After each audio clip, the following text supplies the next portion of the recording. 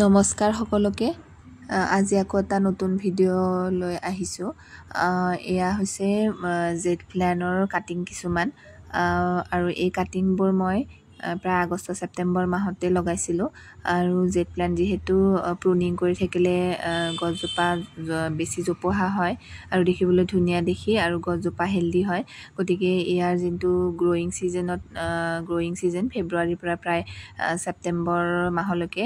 সেইখিনি সময়ত যিমানেই জেড প্ল্যানৰ প্ৰুনিং কৰা হয় সিমানেই গছজোপা ধুনীয়া হয় দেখিবলৈ আৰু খুব সোনকালে গ্ৰ' কৰে প্ৰুনিং কৰি থাকিলে গতিকে সেই প্ৰুনিং বা কাটিং কৰাৰ পিছত যোনবিলাক আগবিলাক সেনেকৈ মই কণ্টেইনাৰ বা টাবৰ ছাইডত এনেকৈ লগাই থৈ দিওঁ আৰু খুব কম দিনৰ ভিতৰতে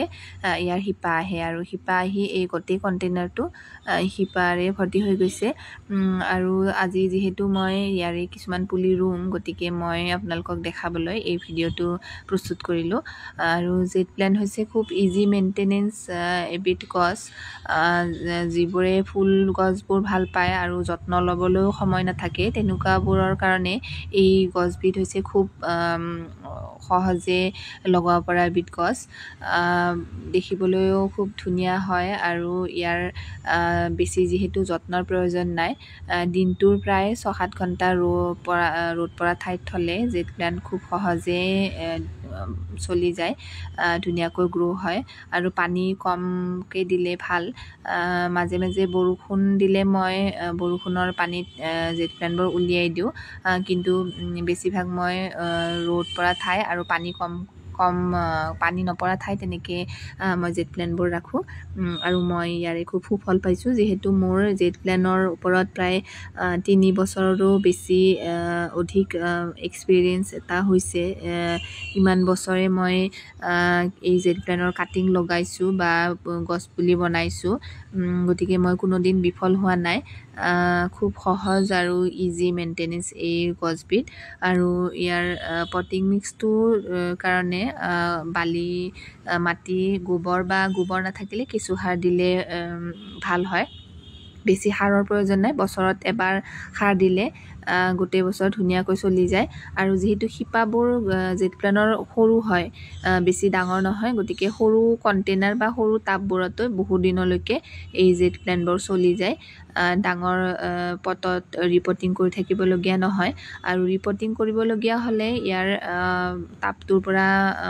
জেড প্ল্যানবোৰ উলিয়াই কাষৰ শিপাবোৰে অলপ কাটি দি সেই টাবটোতে আকৌ ৰিপটিং কৰিব পৰা যায় যিহেতু শিপাবোৰ সৰু হয় গতিকে আৰু খুব সহজ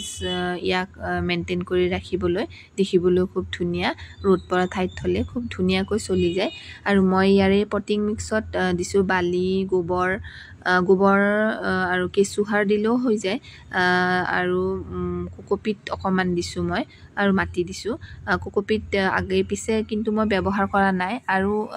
এবিধ বস্তু আপোনালোকে ব্যৱহাৰ কৰিব পাৰে চাহপাত যোনটো চাহ বনোৱা হোৱাৰ পিছত চাহপাতৰ ৰৈ যায় সেই চাহপাতখিনি জেড প্ল্যানৰ কাৰণে খুব ভাল আৰু নাইবা চাহপাতৰ